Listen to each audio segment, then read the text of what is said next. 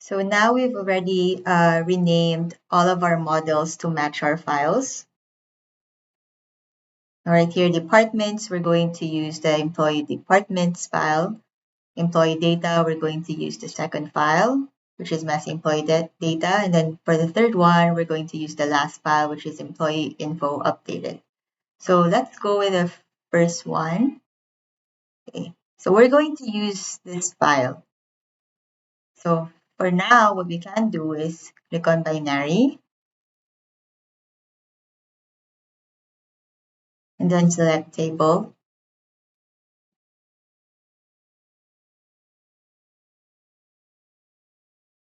And then you're going to see your file right there.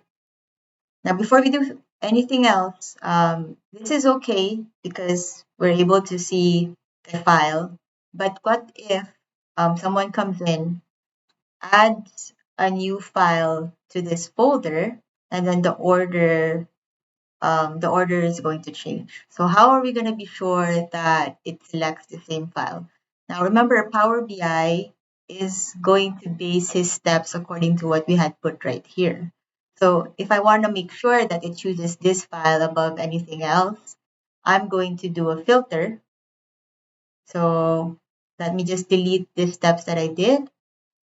And I just want to go back to the source again. So right here, I'm going to do a text filter. And I'm going to say it contains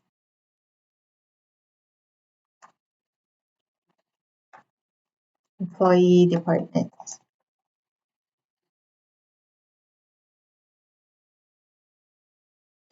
So by doing that, it singles out the file that I want to use, and this is how I want it.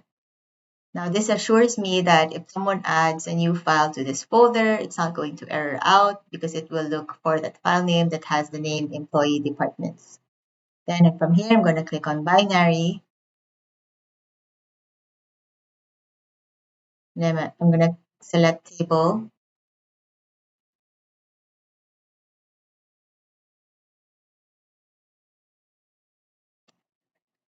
And then this is the file.